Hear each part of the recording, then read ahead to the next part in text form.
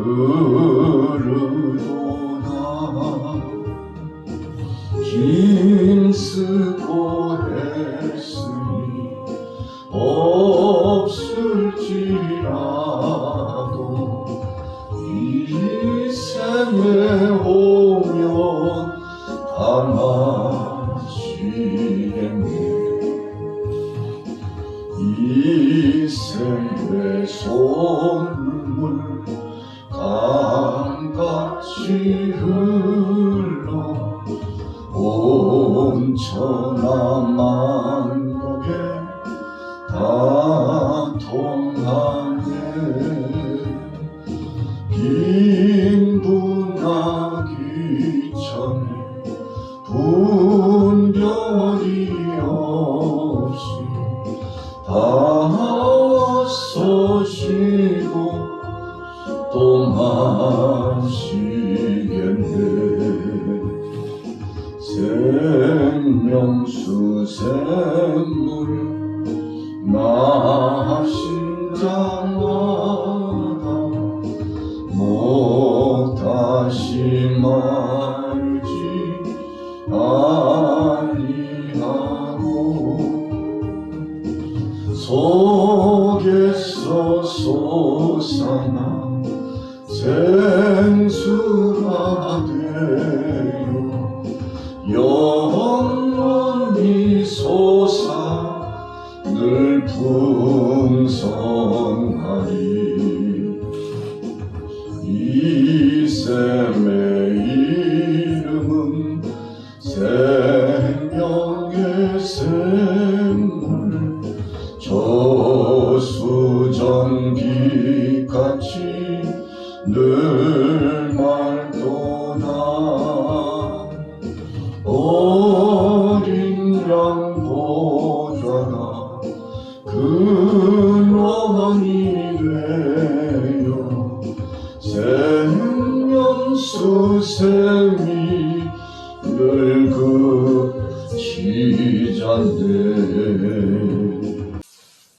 오늘 아침에 금요일 이 아침에 36장 말씀을 통해서 은혜 받고자 하는 제목은 에서의 자손 곧 에돔의 후손들에 대한 말씀입니다. 하나님께서 야곱을 복을 주셨습니다. 그렇지만 에서도 하나님께서 예외적으로 버리지 않으시고 그의 가정도 복을 더하여 주셨습니다. 이것에 대한 내용은 이미 이삭을 중심으로 해서 하나님께서 약속해 주신 바에 대한 말씀입니다. 하나님은 한 번 약속하신 것을 틀림없이 주시는 하나님이십니다. 어찌 보면 야곱은 선택받은 자녀요, 에서는 버려진 자녀와 같은 것입니다만, 그러나 그럼에도 불구하고 하나님께서는 에서 자손들에 대해서 함께 복을 주시고 은혜를 주시고 그들도 하나님의 긍휼하심과 은총을 체험하도록 하셨다는 것입니다.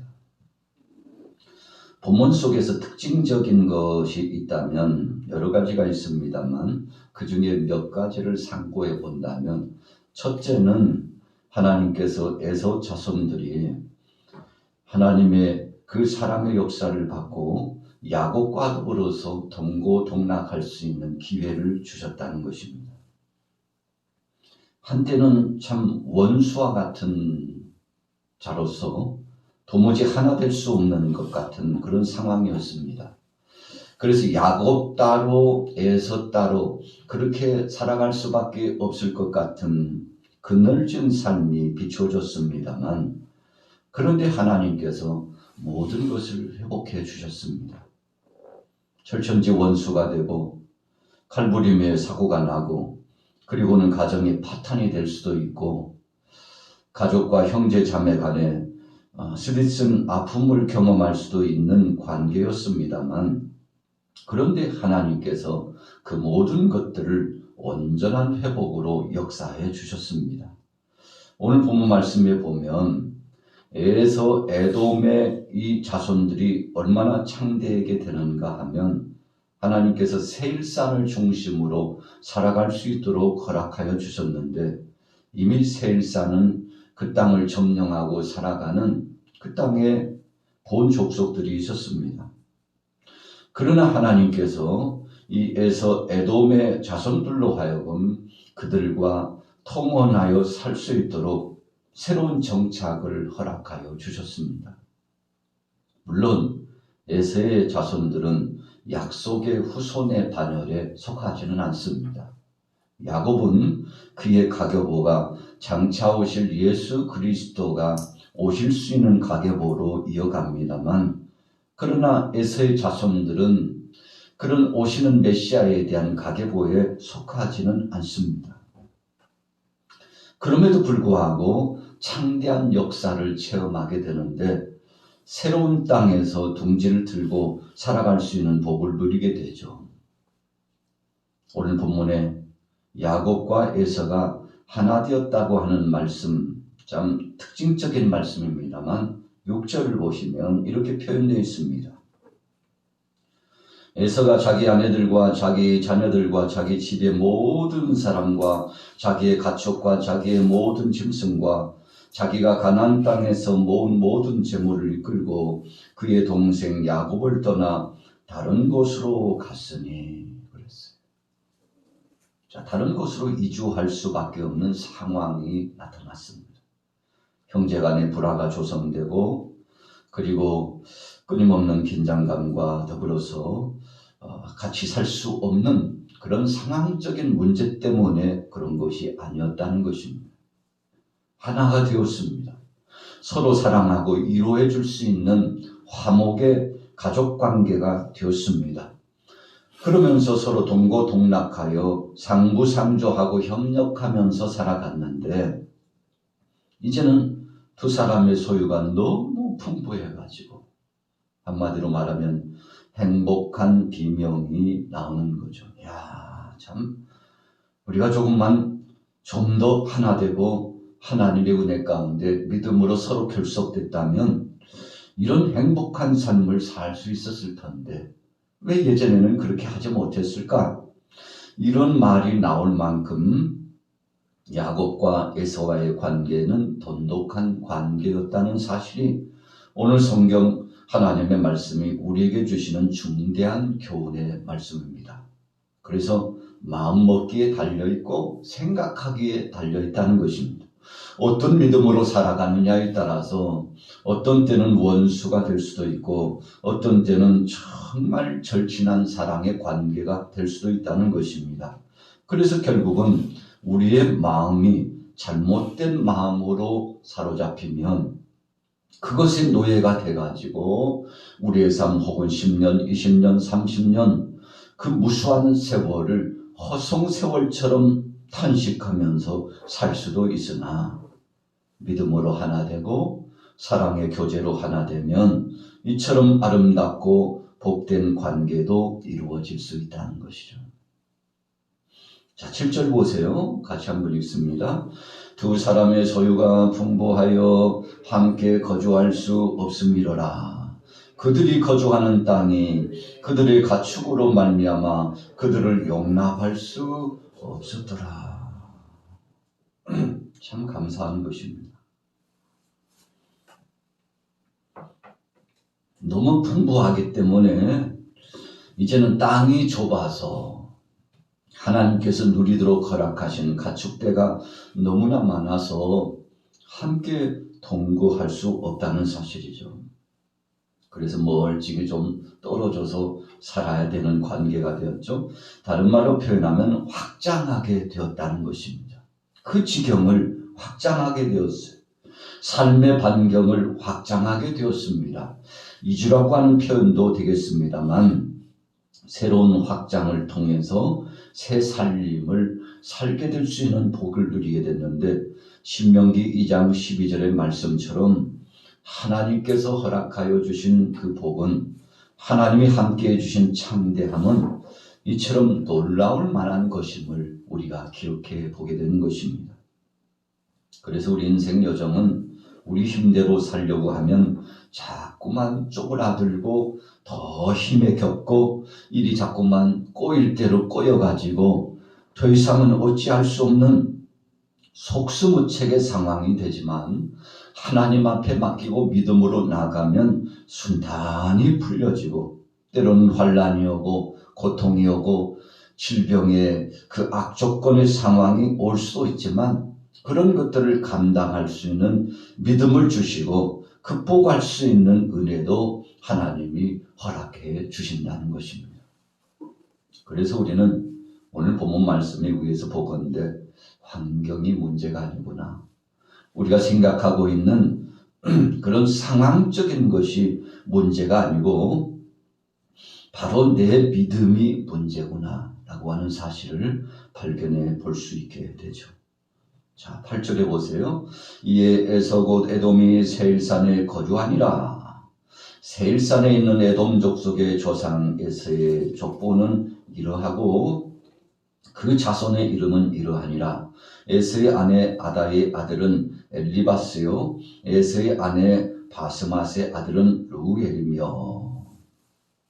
자, 에돔 족속 에서 자손들의 이 족보가 쫙 소개되고 있습니다. 세일산이라고 하는 것은 처음부터 에서와 이 에돔 후손들이 살아갈 수 있는 땅은 아니었죠. 희 족속들이 점령하고 그리고 거기에서 둥지를 틀고 있었습니다만 저들과 더불어서 통혼하고 한 가족이 됨으로써 이 당시 족장 시대에는 서로 통혼하는 것이 화친이었죠. 그래서 너희 딸과 우리 딸, 너희의 아들들과 또 우리 딸이 서로 함께 결혼을 해서 그래서 한 가족이 되는 거야. 이런 삶의 행태가 줄곧 이어져서 함께 세력을 확장해 나가는 것이었죠. 작은 덩치와 같은 소수의 사람들이 살아가면 확장하는 데 있어서 상당 부분 위기감을 만날 수 있죠.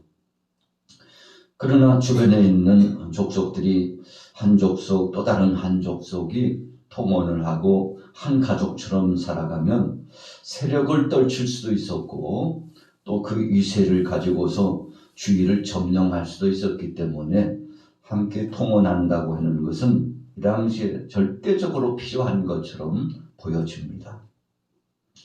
그러나 하나님께서 약속하신 택한 백성들에 대해서는 그 삶의 행태가 조금은 다르게 이어가도록 하셨다는 것을 보게 됩니다. 자, 오늘 하나님께서 에서의 가족들을 창대하게 해주시기 위해서 그 모든 상황들을 급변하게 해주셨습니다. 도무지 하나 될 수 없는 사람들을 하나 되게 하시고 만날 수 없는 사람들을 만나게 하시고 협력할 수 없는 사람들을 협력하게 해주심으로써 이런 창대함의 역사가 이루어지게 되었다는 것입니다. 그래서 이 에돔 족속들은 사람들과의 관계 회복으로 말미암아 복이 임했다는 사실을 발견해 보게 되는 것이죠. 자, 35절로 넘어가 봅니다. 후삼이 죽고 부닷의 아들 곧 모압들에서 미디안 족속을 친 하닷이 그를 대신하여 왕이 되었으니 그 도성 이름은 아이시며 하닷이 죽고 마스레가의 삼나가 그를 대신하여 왕이 되었고 삼나가 죽고 유브라데 강변 르호봇의 사울이 그를 대신하여 왕이 되었고.